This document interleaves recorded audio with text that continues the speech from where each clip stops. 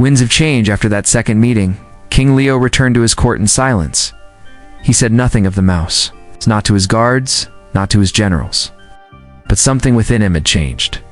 The forest didn't feel the same anymore, noticed. Things now, the frightened glance of a deer, the hushed gossip among the monkeys, the dry silence of the watering holes. The jungle was quiet, but it was not peaceful. Leo began walking alone more often, away from the grand rocks and towering trees that marked his territory. He found himself visiting the smaller places, the fallen logs where beetles gathered, the hollow trees where the bats nested, and often the roots of the throne tree, where he would find Mira writing, teaching, listening. The lion and the mouse began to talk, not as king and subject, but as two creatures who shared a world. He would listen. She would ask questions. No one dared to ask. Why are the weak punished for being small? Why must order mean fear? Is strength without kindness really strength at all? Leo didn't always have answers, but he listened. And for a time, the forest exhaled. It felt lighter. Night claws in the hidden fire, but far from this quiet understanding, darkness gathered. Brutus and his night claws had begun their mission in secret. They stirred chaos like a pot, careful and slow. A caravan of boars was ambushed at night. Blame was placed on the lion's neglect. The monkeys' fruit trees were poisoned. Rumors said it was by the mice trying to revolt. The birds were told that the moles had tunneled too close to their nests. Mistrust spread like a fever. And then came the hunters. Brutus, in his cunning, lured a group of human hunters into the forest's edge, using stolen meat and wounded cries. They came with traps and nets, setting silent snares in the lion's patrol path. Leo, unaware, ventured out one twilight evening to investigate the latest rumors of infighting among animals. He walked into the ambush. A giant steel net fell from the canopy, weighted and hooked. Before Leo could roar, another trap caught his back leg. A dart struck his neck, poisoned. The forest heard a muffled roar, then silence. The kingdom falls silent when dawn came, and Leo was not seen returning. Panic spread through Orarion. His generals argued. His advisors scattered. The whispers Brutus had planted bloomed into storms of fear. Brutus emerged from the shadows with Kali at his side. "Your king is gone," he roared. "The age of balance has ended." Some surrendered. Some ran. Some, like Mira, refused to believe it. But deep within the hunters' camp, behind wooden fences and metal locks, Leo lay unconscious, bruised and bound. The hunters marveled at their prize, prepared to transport him to the far land of cages, where roars meant applause and glass walls replaced forests.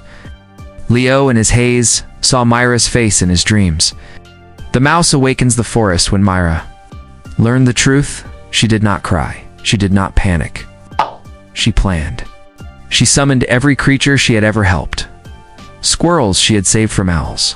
Bats she'd sheltered during storms. Snakes she'd warned about fires. And they came. From across the forest, a secret army rose, not of brute force, but of courage and cunning. They called themselves the Whisper Network. Their plan was risky, perhaps foolish, but it was the only chance. They would infiltrate the hunters' camp. They would chew through ropes, gnaw through locks, distract guards with coordinated chaos. And they would bring back the lion. The midnight rescue under the new moon. When shadows ruled and even the owls were silent, the Whisper Network crept toward the human camp. Frogs croaked false signals. Fireflies blinked in code. Snakes slithered into a food sack, causing panic. Among the guards, a swarm of ants invaded booths and tents. Amid the confusion, Mira and the moles tunneled into the lion's cage. She found him weak, bleeding, but breathing. "Leo," she whispered, placing a tiny paw on his nose. "Wake up, Mira. We're taking you home." With rope pulleys, bark ramps, and sheer will, the animals moved the lion, inch by inch, out of the cage, into the trees, away from steel, away from cruelty. It took all night. By dawn, they had vanished. The roar returns. Leo recovered slowly. Hush! He was no longer the lion who had ruled by roar and law. His mane was torn. His eyes carried pain, but his heart had changed. No longer wanted to command. He wanted to protect. He wanted to build something.